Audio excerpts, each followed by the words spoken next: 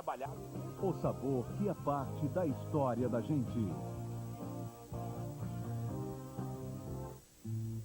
Telemar, a maior empresa de telecomunicações do país, diminuindo as distâncias desse Brasil. Telemar oferece Jornal Nacional. Manchete de jornal no Canadá. Vaca louca brasileira. Uma farsa, dizem cientistas. Nos supermercados de lá, produtos brasileiros são retirados das prateleiras. E o governo canadense admite acabar com a proibição da carne do Brasil. A Polícia Federal faz a maior apreensão de maconha da história. Preso um homem acusado de tirar dinheiro de contas bancárias e internet. Médicos já falam em diminuir a dose de sedativos aplicados em Herbert Viana. Promotores denunciam 4 pessoas pela morte do calouro de medicina que se afogou em São Paulo. Americanos gastam milhares de dólares para ter o corpo congelado depois da morte. E os brasileiros vencem os marroquinos nas 2 primeiras partidas da Copa Davis. Veja agora no Jornal Nacional.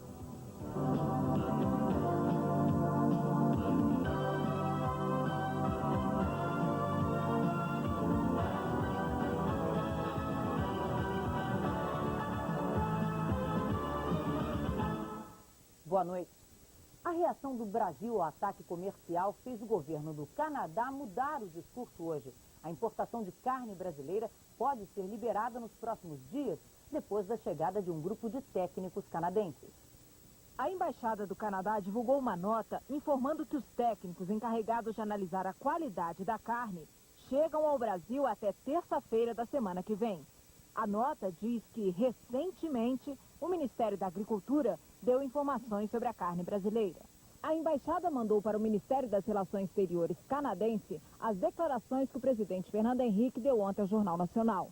Os diplomatas canadenses estão analisando a entrevista em que o presidente admite a possibilidade de uma guerra comercial com o Canadá. O governo continua mobilizado para acabar com a suspensão da compra de carne pelo Canadá. Hoje, o ministro das Comunicações, Pimenta da Veiga, reclamou da atuação do governo canadense. Eu não tenho nenhuma dúvida que faltou diplomacia. Esse assunto poderia ter sido resolvido com 2 ou 3 encontros de diplomatas graduados e até de ministros de Estado, no limite até dos chefes de Estado. Mas nunca o Canadá poderia ter cometido os atos que cometeu. Em São Paulo, o ministro das Relações Exteriores, Celso Lasser, e do Desenvolvimento, Alcides Tapes, se reuniram com empresários que têm negócios com o Canadá. O ministro Alcides Tapes falou da preocupação com os contratos de empresas brasileiras com o mercado canadense. E eu comungo da apreensão que existe em toda a classe produtora em relação aos negócios futuros. O ministro Celso Lasser confirmou que o Brasil vai participar do encontro em abril em Quebec sobre a ALCA, Área de Livre Comércio das Américas. Seria uma desconsideração do Brasil em relação a todos os demais países do nosso hemisfério se nós não fôssemos a essa reunião por conta de problemas bilaterais. No Rio de Janeiro, o ministro da Fazenda, Pedro Malan, também falou das restrições impostas pelo Canadá. O procedimento foi absolutamente equivocado e inaceitável. Eu acho que há interesses de médio e longo prazo em 2 países em superar esse lamentável episódio com a maior brevidade possível e voltar a olhar com confiança para o futuro. Autoridades de saúde do Canadá reforçaram hoje a suspeita do governo brasileiro de que o embargo à carne nacional é uma questão política. A declaração foi feita à imprensa canadense. O ministro da Agricultura de lá disse que vai recuar se ficar provado que os produtos brasileiros estão livres do mal da vaca louca. A TV canadense mostrou os funcionários tirando das prateleiras dos supermercados a carne enlatada brasileira. E a repórter explicou, o Brasil diz que a carne é saudável, mas o Canadá quer provas. E hoje, o destaque na imprensa canadense foi o ultimato do presidente Fernando Henrique, que deu 15 dias, 3 semanas, para que o Canadá reconsidere, volte a importar carne brasileira. Ou então, palavras do presidente, guerra é guerra. E a manchete do jornal The Globe and Mail, um dos maiores do Canadá, foi essa: vaca louca brasileira, uma farsa, dizem cientistas. Segundo a matéria, 2 cientistas do Departamento de Saúde canadense teriam dito que a decisão do Canadá foi muito mais política que sanitária e que não existiriam argumentos que sustentem a proibição. Ainda segundo eles, os cientistas canadenses que estudam a doença da vaca louca não teriam sido consultados. Esse jornal trouxe ainda um editorial sobre a crise Brasil-Canadá, nossa guerra com o Brasil, e diz que o que começou com uma disputa entre as empresas canadense Bombardier e a brasileira Embraer pelo mercado de aeronaves regionais pode virar uma guerra comercial, que pode atrapalhar a reunião da ALCA, a Área de Livre Comércio das Américas, marcada para abril, e as relações do Canadá com o maior país da América Latina.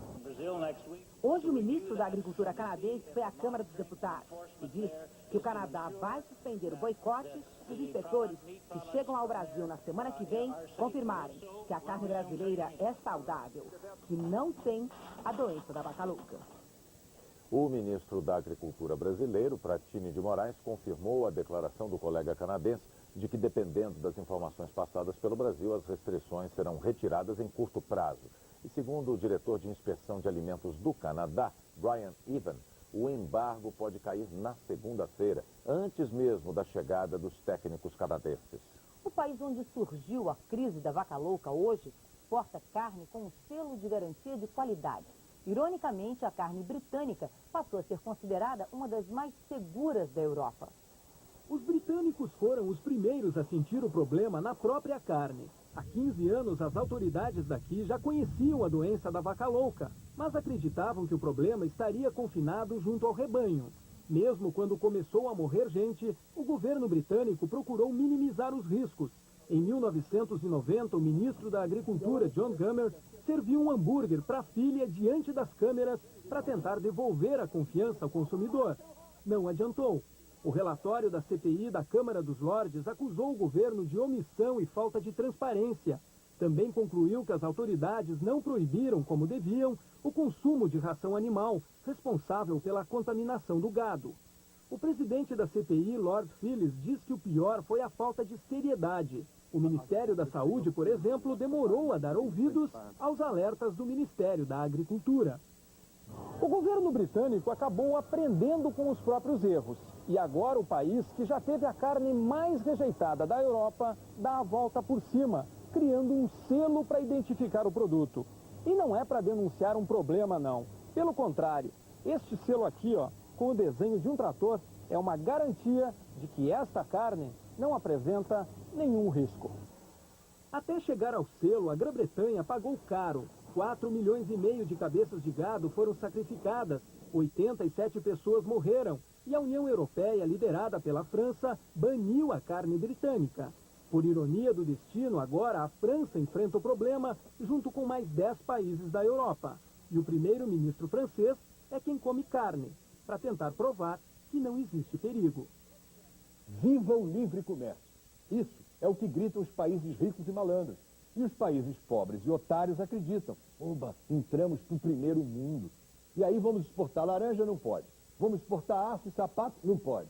E agora essa loucura da vaca. Quem tem vaca muito louca é o Canadá, comprando carne da Europa. E a Organização Mundial do Comércio sabe disso. Mas a Organização Mundial do Comércio só come na mão deles.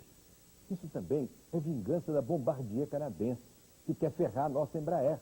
Além disso, os Estados Unidos, ali casadinhos com o Canadá, querem acabar com o Mercosul para dominar a América Latina pela ALCA. Tudo isso é um trailer do jogo duro que virá contra nós. O Chile e a Argentina já estão pedindo arrego e traindo o Mercosul. E essa vaca louca é só o primeiro boi de piranha. Se o Brasil não reagir rapidinho, treinando para outras chantagens que vêm aí, vamos acabar cantando "O meu boi morreu, que será de nós?" E eles, tá dominado, Brasil tá dominado. Em instantes, denunciadas 4 pessoas pela morte de um calouro de medicina da USP. E o sonho de ressuscitar pessoas congeladas mobiliza cientistas e americanos ricos. Você aprendeu essa lição. Ministério da Educação, Governo Federal, trabalhando em todo o Brasil. Os médicos retiraram hoje novos coágulos do pulmão esquerdo do cantor Herbert Viana. O estado de saúde do músico permanece estável e a equipe médica já pensa em reduzir a dose de sedativos para avaliar as condições neurológicas. Herbert Viana foi submetido a uma tomografia e a mais uma broncoscopia, a investigação nos pulmões. No esquerdo, foram retirados novos coágulos que surgiram de ontem para hoje, sinal de que ainda existe sangramento no pulmão. São coágulos muito pequenos. O que nós estamos querendo fazer é evitar qualquer problema futuro. A gente sabe que um coágulo desse pode entupir um daqueles tubinhos, né, os brônquios, e entupindo os brônquios pode favorecer ao surgimento de pneumonia. Hoje, a família de Lucy Needham Viana celebrou uma missa em memória da jornalista. Amigos e parentes se emocionaram durante a cerimônia. O pai de Herbert Viana disse que a família mantém a esperança. Precisamos muito dele, muito dele. Temos os nossos netinhos que precisam ser criados e bem criados. Ele certamente se desdobrará e substituirá a nossa querida Lucy. Otimistas também são as mensagens de fax e de correio eletrônico que chegam pela internet. Elas vêm do Brasil e do exterior. Mais do que otimismo, Dona Marli, 60 anos, fã dos Paralamas, tenta passar energia positiva ao ídolo. Eu vim para cá para chegar mais perto, para ver se eu consigo passar alguma força que possa ajudá-la a sair dessa. O quadro clínico de Herbert Viana permanece estável. Ele continua em coma sob o efeito de sedativos e respirando por aparelhos. Amanhã, depois dos exames de tomografia e radiografia, Herbert deve começar a ter o nível de sedativos reduzido. Como o efeito dos medicamentos sedativos passa rápido, os médicos vão fazer avaliações periódicas das reações do músico e cada passo seguinte vai depender destas reações. A redução dos sedativos tem um objetivo: ajudar o organismo de Herbert Viana a se recuperar para que ele saia do coma. O aumento da expectativa de vida dos brasileiros põe o país diante de um desafio: formar médicos para cuidar de pacientes que já passaram dos 60 anos. Gustavo está terminando a especialização em geriatria, uma escolha que tem crescido entre os médicos. Assim como a criança não é um adulto pequeno, o idoso não é uma pessoa jovem apenas que envelheceu. Ele tem suas particularidades, seus problemas próprios. Só que o interesse pela especialidade ainda não é suficiente para dar conta dos 13 milhões de brasileiros idosos. De acordo com a Sociedade Brasileira de Geriatria, daqui a 20 anos o Brasil terá a sexta maior população de pessoas acima de 60 anos em todo o mundo. Mas proporcionalmente o número de geriatras não acompanha este crescimento. Hoje o país tem um médico especialista para cada grupo de 36 mil idosos. As crianças, por exemplo, têm 24 vezes mais especialistas. Um pediatra para 1.476 crianças. Acho que nós demoramos para perceber que o Brasil era um país que estava, entre aspas, envelhecendo. E isso só foi realmente percebido do ponto de vista de saúde em outras áreas, eu acredito que nos últimos 10 ou mesmo 5 anos. Hoje, apenas 9% dos pacientes da rede pública são idosos, mas eles consomem mais da metade da verba de saúde. O custo do tratamento é alto e o tempo de internação 3 vezes maior. A Sociedade Brasileira de Geriatria vê uma saída nas próprias equipes médicas. Um treinamento dos médicos desse hospital, dos clínicos gerais, um treinamento da enfermagem e agilizar os procedimentos diagnósticos e terapêuticos nessas pessoas. Nenhuma doença própria da idade. Há 10 anos, Dona Silvia descobriu a importância do geriatra na prevenção. Não adianta só viver, você tem que ter uma boa qualidade de vida.